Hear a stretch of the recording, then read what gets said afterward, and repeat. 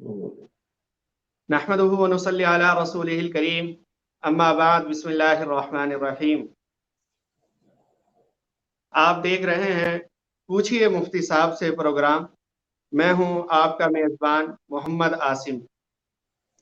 आज हमारे साथ हैं मेहमान खुसूसी मुफ्ती मोहम्मद साहब, जो किसी तारुफ के मुहताज नहीं।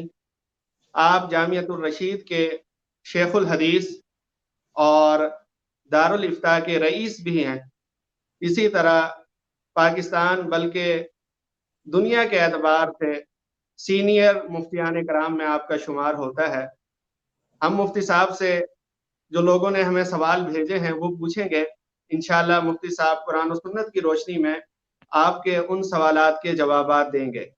अगर आपका भी कोई सवाल है तो आप darse-Quran.com के इनबॉक्स में या इसी लाइव ट्रांसमिशन के कमेंट्स बार में अपना सवाल तहरीर कर सकते हैं। सबसे पहला सवाल फवाद साहब झंग से करते हैं कि सुन्नत के मुताबिक मिंबर कैसे बनवाया जाए, तफसील से समझाएं कि सुन्नत के मुताबिक मस्जिद का मिंबर किस तरह बनाया जाए। मुफ्ती साहब, इसके बारे में आप क्या फरमाते हैं? बिस्मिल्लाहिर्रहमानिर्रहीम नहमदुहु व नुसल्ली अला रसूलिहिल करीम अम्मा बाद। सुन्नत के मुताबिक मिंबर कैसे बनवाया जाए, इसका मुख्तसर जवाब ये है कि मिंबर लकड़ी का होना ये मसनून है, चूँकि रसूल अकरम सल्लल्लाहु अलैहि वसल्लम मिंबर बनने से पहले जब आप खिताब फरमाते थे, सामीन से कोई बातचीत फरमाते थे, तो आपके मसल्ले को दाईं तरफ एक खजूर का तना होता था। आप उससे सहारा लेकर और टेक लगाकर खुतबा इरशाद फरमाते थे। एक अंसारिया खातून ने जब देखा कि बाज़ औक़ात गुफ्तगू काफ़ी लंबी हो जाती है और आप सल्लल्लाहु अलैहि वसल्लम को मशक्क़त होती है, तो उन्होंने ये पेशकश की कि क्या ऐसा अच्छा नहीं होगा कि हम आपके लिए एक मिंबर बनवा दें। आपने इजाज़त मरहमत फरमाई। उन्होंने फिर किसी बढ़ई से कहकर मिंबर बनवाया जो जाऊ के दरख्त की लकड़ी का था, और जाऊ का दरख्त एक मारूफ दरख्त है जो तकरीबन 2 गज बुलंद होता है और उसमें एक खास किस्म का फल भी लगता है जो दुआओं में इस्तेमाल होता है। उसके पत्ते सर्व के पत्तों की तरह होते हैं, वो भी दुआओं में इस्तेमाल होते हैं। तो इस जाऊ की लकड़ी का मिंबर आप सल्लल्लाहु अलैहि वसल्लम ने के लिए बनाया गया था और फिर आपने उस पर बैठकर खुतबा देना शुरू फरमाया।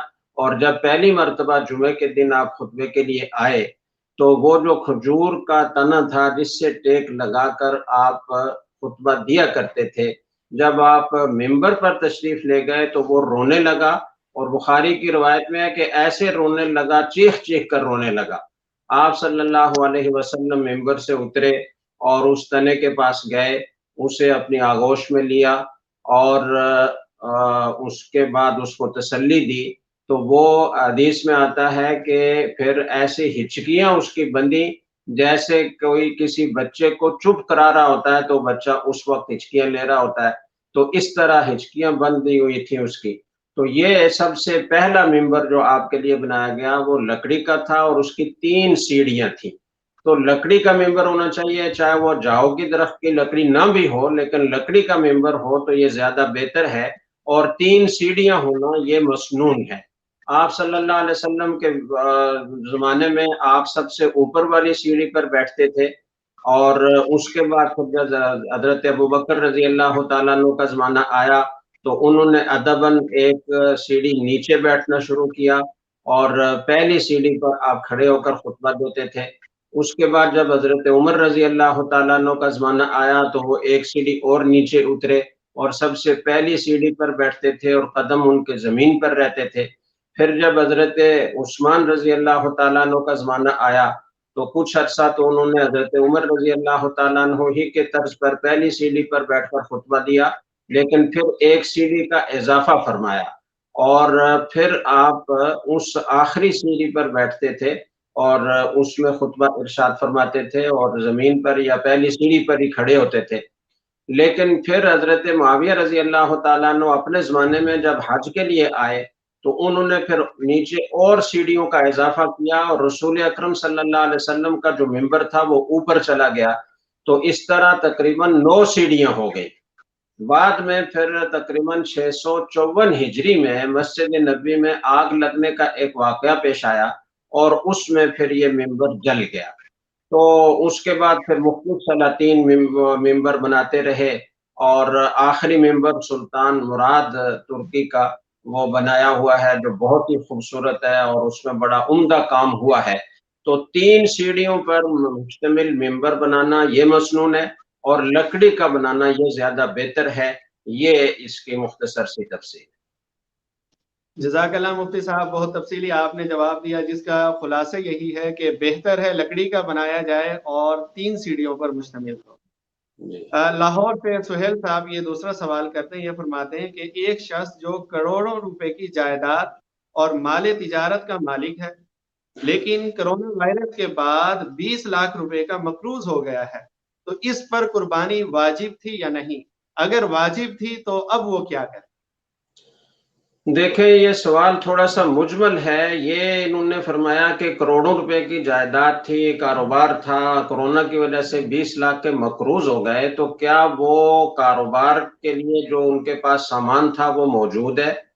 چونکہ لاک ڈاؤن کی وجہ سے کاروبار نہیں ہوا تو ان کو الگ سے قرض لینا پڑا اپنے اخراجات کے لیے، یہ وہ قرض ہے؟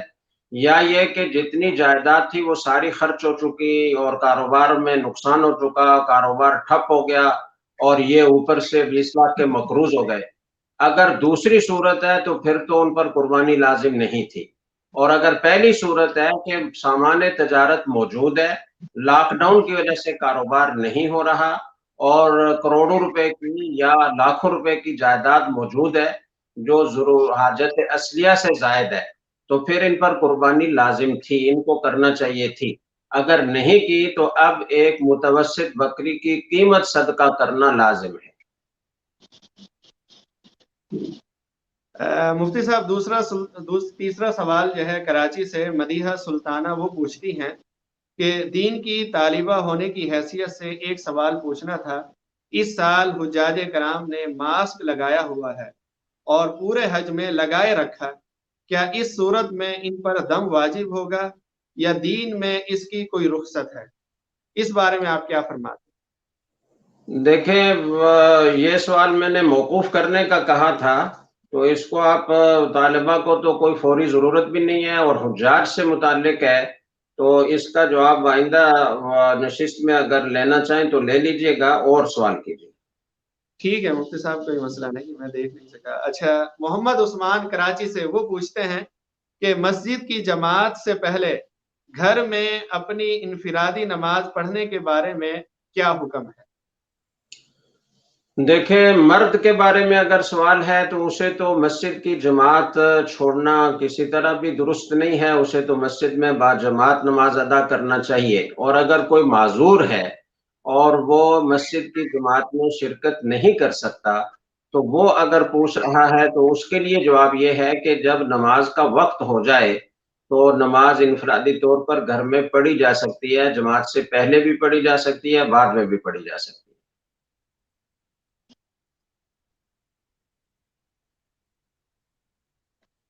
لکی مروت سے احسان اللہ صاحب وہ پوچھتے ہیں کہ جناب، اگر تالاب میں چھپکلی مری ہوئی ہو، اس کو نکال کر بقایا پانی کا کیا حکم ہے؟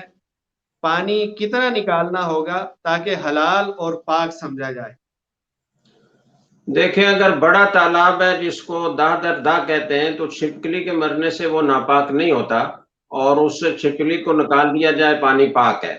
اور اگر وہ تھوڑا پانی ہے اور چھپکلی مرنے کے بعد پھول گئی ہے، پھٹ گئی ہے، تو پھر اس پورے تالاب کو خالی کرنا ہوگا اور پھر اس میں نیا پانی ڈالنا ہوگا۔ اور اگر پورے تالاب کو خالی کرنے میں کوئی دقت محسوس ہو رہی ہو، پانی کی قلت ہو یا اور کوئی وجہ ہو، تو پھر یہ صورت اختیار کی جا سکتی ہے کہ پانی تالاب میں مزید ڈالا جائے، اور اتنا ڈالا جائے کہ وہ کناروں سے بہہ پڑے، تو کچھ پانی بہنے کے بعد یہ پانی پاک ہو جائے گا۔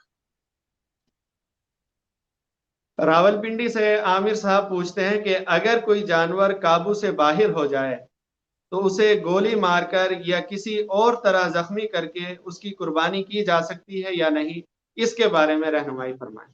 اگر کوئی جانور بے قابو ہو جائے اور اسے جس طرح شرعی طور پر ذبح اختیاری ہے کہ چھری اس کے گلے پر چلا کر اس کی رگیں کاٹی جائیں، یہ ممکن نہ رہے، تو ایسی صورت میں کوئی بھی دھاردار آلہ، کوئی برچھی، کوئی چھری، اس طرح کی کوئی چیز مار کر اس جانور کو اگر زخمی کر دیا جائے اور زخمی ہونے کے بعد وہ گر جائے یا قابو آ جائے تو پھر اس کو شرعی طور پر ذبح کرنا بھی ضروری ہے۔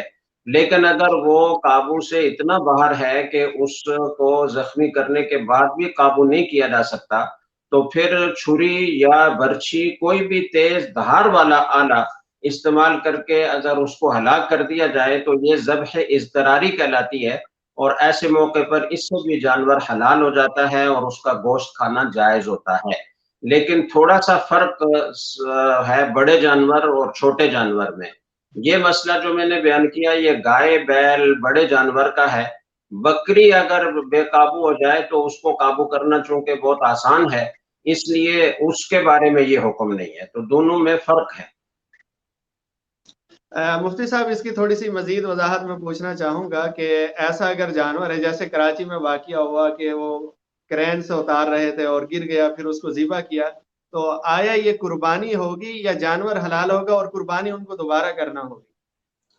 دیکھیں، اس میں تفصیل یہ ہے کہ اگر کسی جانور کو ذبح کے لیے لے جاتے ہوئے یا ذبح کے لیے گراتے ہوئے کوئی عیب پیدا ہو گیا، اس کی ٹانگ ٹوٹ گئی، وہ چلنے کے قابل نہیں رہا، یا ہاتھ سے چھری ذبح کرنے سے پہلے گری اور اس کی آنکھ پھوٹ گئی، تو اس عیب کے پیدا ہونے کی وجہ سے تو کوئی فرق نہیں پڑتا، اس کی قربانی جائز ہوتی ہے۔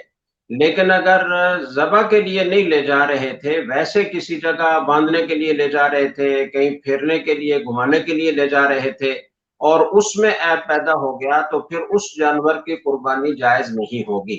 بظاہر یہ ہے کہ یہ جانور کو دوسری منزل سے نیچے اتار رہے تھے ذبح کرنے کے لیے ہی، قربانی کرنے کے لیے ہی، اور اس میں وہ گر گیا، اور اگر کوئی اس میں عیب پیدا ہو گیا پھر انہوں نے ذبح بھی کر لیا، تو یہ ایسے ہی سمجھا جائے گا کہ گویا ذبح کرنے کے لیے لے جاتے ہوئے عیب پیدا ہوا یا ذبح کے لیے گراتے ہوئے عیب پیدا ہوا، اس لیے اس کی قربانی جائز تھی اور ہو گئی۔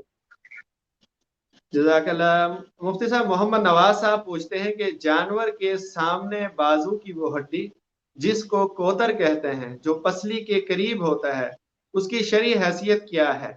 میں نے بھی جو قصاب حضرات ہیں ان سے معلوم کیا کہ بھئی آپ یہ ہڈی کیوں نکالتے ہیں؟ بعض کہتے ہیں کہ مکروہ ہے، بعض کہتے ہیں اس سے جادو کیا جاتا ہے، تو اس کے متعلق آپ کیا فرمائیں؟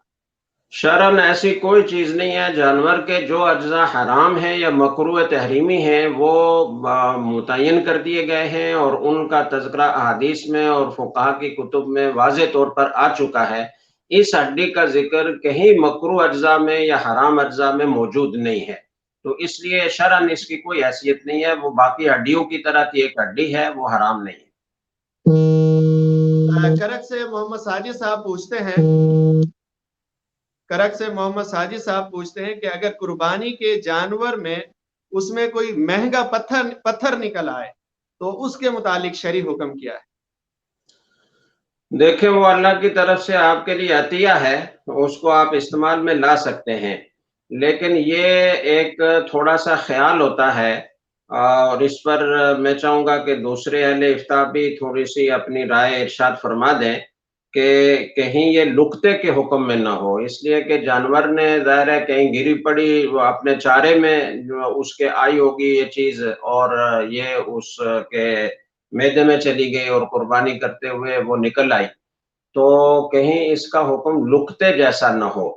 اگر یہ رائے لی جائے تو پھر اس کی تشہیر کرنا ضروری ہوگا کہ کسی کا کوئی اس طرح کا ہیرا یا کوئی قیمتی پتھر اگر گم ہو گیا ہے تو وہ اپنی علامات بتا کر لے جا سکتا ہے، پھر اس کو دینا لازم ہوگا، اور اگر کوئی نہیں آتا تو پھر اس کا صدقہ کرنا بہتر ہوگا۔ لیکن یہ بھی تھوڑا سا قابل غور ہے، میں چاہوں گا کہ تھوڑا سا اس پر دوسرے اہل افتاء کی رائے بھی آ جائے اور میں بھی مزید تھوڑا سا غور کر لوں، تو آئندہ نشست میں اس کو آپ دوبارہ پوچھ لیجئے گا۔ صاحب، اسلام آباد سے ایک صاحب پوچھتے ہیں کہ عورتوں کے لیے بالوں پر کلر لگانا کیسا ہے؟ دیکھیں اگر بلیک کلر نہ لگایا جائے تو کسی دوسرے کلر سے بالوں کو رنگنا جائز ہے، مرد کے لیے بھی عورت کے لیے بھی. اور بڑھاپے کو چھپانے کے لیے بلیک کلر لگانا یہ نہ مرد کے لیے جائز ہے نہ عورت کے لیے جائز ہے. البتہ بعض اہل علم کی رائے یہ ہے کہ بعض لوگوں کے بال بڑھاپے کی عمر شروع ہونے سے پہلے ہی سفید ہو جاتے ہیں، تو وہ کوئی بڑھاپا نہیں ہوتا بلکہ ایک طرح سے عیب ہوتا ہے، اور عیب کا ازالہ کرنا جائز ہے. تو لہٰذا بڑھاپے کی عمر شروع ہونے سے پہلے اگر بال سفید ہو جائیں تو ان پر بلیک کلر بھی لگایا جا سکتا ہے، لیکن یہ احتیاط ضروری ہے کہ بڑھاپے کی عمر شروع ہونے کے سے پہلے اس سلسلے کو ختم کیا جائے اور پھر اس بلیک کلر کو کسی دوسرے کلر میں تبدیل کیا جائے، وہ استعمال نہ کیا جائے، دوسرا کوئی کلر استعمال کیا جائے. اور ہمارے حضرت والا حضرت مفتی رشید احمد صاحب رحمہ اللہ تعالیٰ فرماتے تھے کہ 40 سال کی عمر ایسی ہے کہ اس کے بعد بڑھاپا شروع ہو جاتا ہے، تو 40 سال سے پہلے بلیک کلر کی گنجائش ہے، 40 سال کے بعد پھر بلیک کلر کی گنجائش نہیں. سندھ سے بنت ہوا صاحبہ پوچھتی ہیں کہ مفتی صاحب عورتوں کا اپر لپس کروانا کیسا ہے، اور کیا اگر یہ بال نہ اتارے جائیں تو مرد حضرات سے مشابہت ہوتی ہے؟ اس مسئلے کے بارے میں وضاحت سے تفصیل سے جو ہے وضاحت فرمائیں. دیکھیں اپر لپس کا حکم یہ ہے کہ اگر تو وہ معمولی رواں ہے تو اس سے تو مردوں کے ساتھ کوئی مشابہت لازم نہیں آتی، عورت کو اختیار ہے کہ وہ ان کو اتارے نہ اتارے. لیکن اگر وہ بال زیادہ ہیں اور بالکل مرد کی طرح مونچھیں معلوم ہو رہی ہیں تو پھر ان کا اتارنا عورت کے لیے یہ بہتر ہے. اور اس کے لیے آج کل بہت سارے طریقے ایسے آ گئے ہیں کہ وہ بہت آسانی سے اور خوبصورتی سے ان بالوں کو ختم کیا جا سکتا ہے.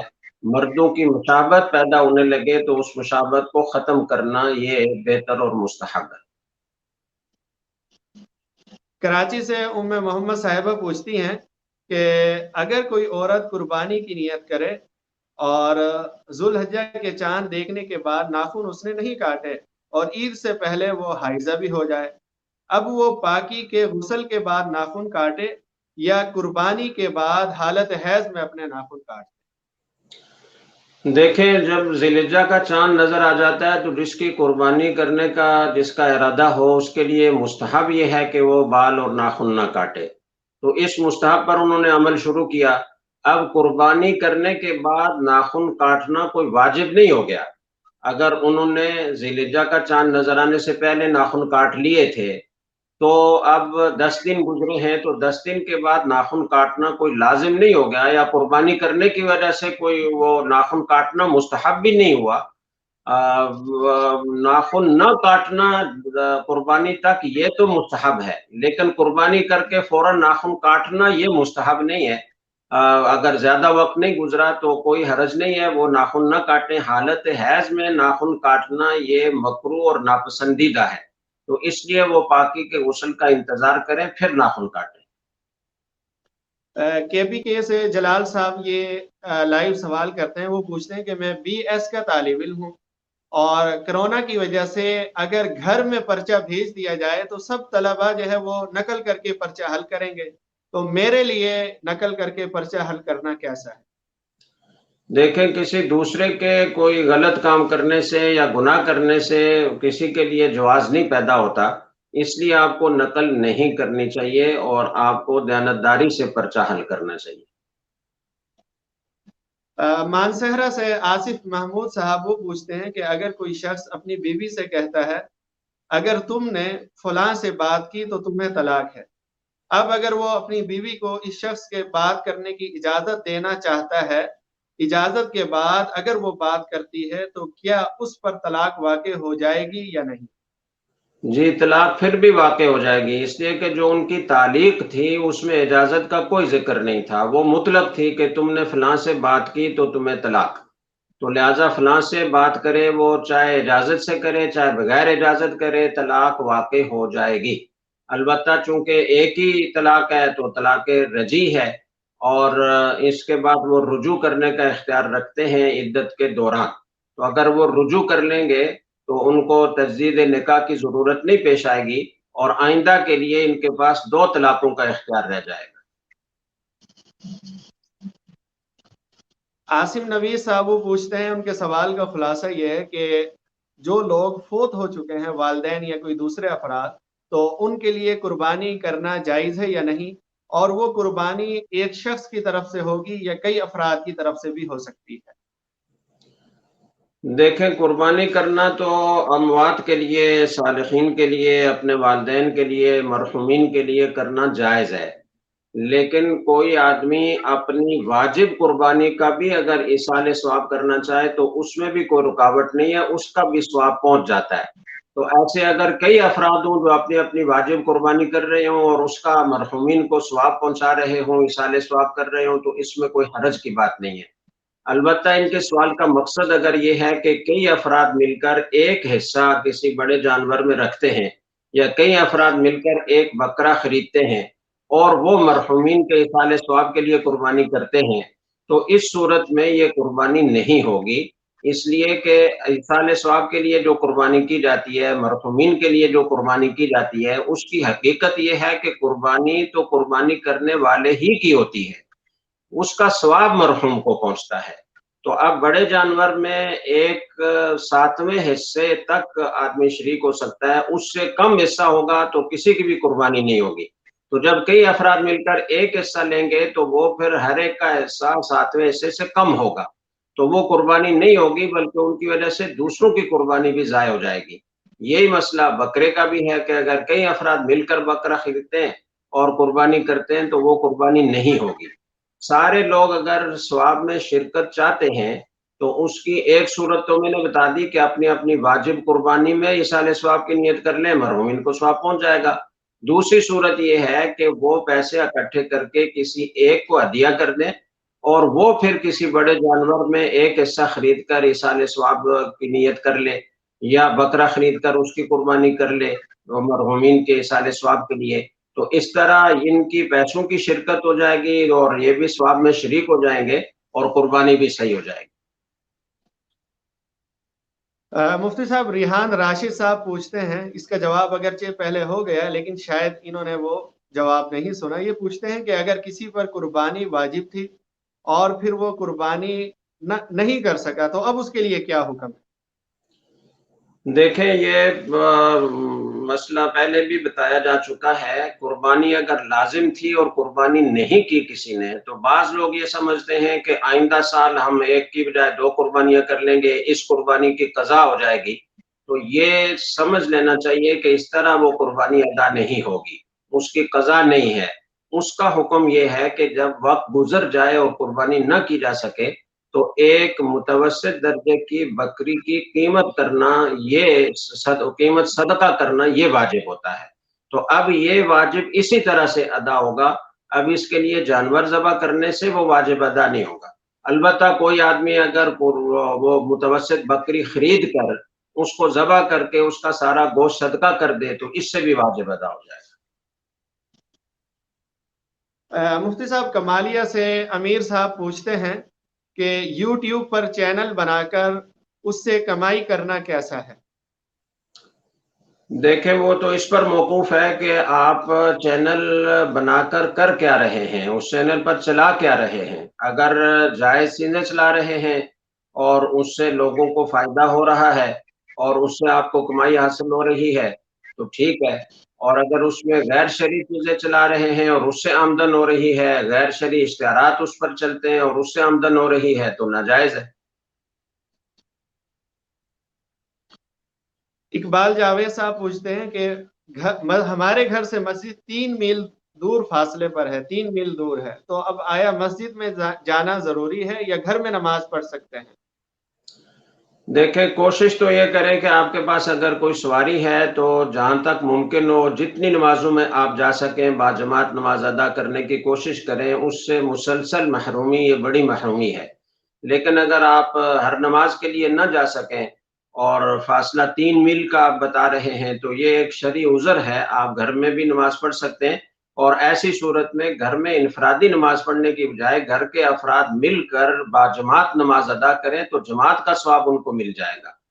اور جماعت کے لیے مردوں کا ہونا ضروری نہیں ہے، بلکہ گھر کی خواتین وہ بھی اگر جماعت میں شامل ہو جائیں تو جماعت سے نماز ہو جاتی ہے اور جماعت کا ثواب مل جاتا ہے. راحلہ عباسی صاحبہ محترمہ راحلہ عباسی صاحبہ پوچھتی ہیں کچھ لوگ قربانی کا گوشت کھانے سے صاف انکار کرتے ہیں، ان کے بارے میں کیا حکم ہے؟ اس انکار کی وجہ کیا ہے، کیوں انکار کرتے ہیں، یہ وجہ سامنے آئے تو پھر حکم بتایا جائے.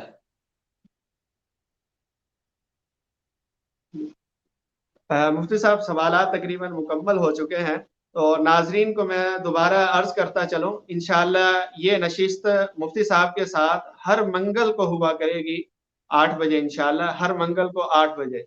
تو جو بھی ساتھی اپنے سوالات مفتی صاحب سے پوچھنا چاہیں وہ درسقرآن.com کے ان باکس میں یا اس کے کمنٹس بار میں اپنے سوالات تحریر کر دیا کریں، انشاءاللہ ان کے اگلی نشست کے اندر ان کے جوابات دیے جائیں گے انشاءاللہ.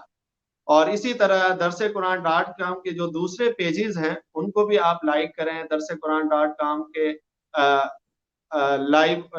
ایک لائیو ہے، ایک درسقرآن.com ہے، ایک درسقرآن.com 1 ہے. اسی طرح دیگر جو پیجز ہیں ان کو بھی لائک کریں، اور ان میں جو دینی مواد نشر کیا جاتا ہے وہ مستند مواد ہوتا ہے، مستند ڈیٹا ہوتا ہے. آپ اسے دوسرے لوگوں تک بلا جھجک شیئر کر سکتے ہیں، کیونکہ مفتیان کرام کی زیر نگرانی یہ چل رہا ہے. جو ڈیٹا اتھینٹک ہو وہی اس میں شیئر کیا جاتا ہے. انشاءاللہ اگلی نشست میں اگلے منگل والے دن انشاءاللہ اگلی نشست میں آپ سے دوبارہ ملیں گے. اب فی امان اللہ.